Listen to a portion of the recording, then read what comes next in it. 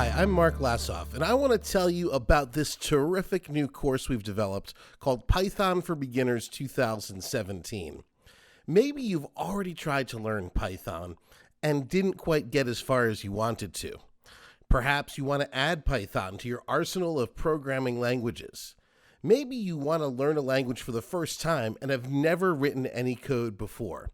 Well, I'm here to tell you that Python for Beginners 2017 is going to give you the fastest, easiest, and most comprehensive experience in learning basic Python.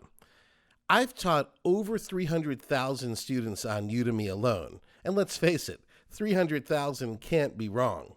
You're going to find that this course provides you with the basics, starting with writing your first program in the very first section. You'll go on and study things like the print function, variables, mathematic operations. You'll go through basics like if statements, while loops, and mathematical functions, and much, much more.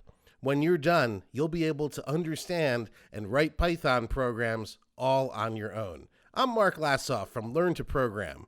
I'm glad to see you in Python for Beginners.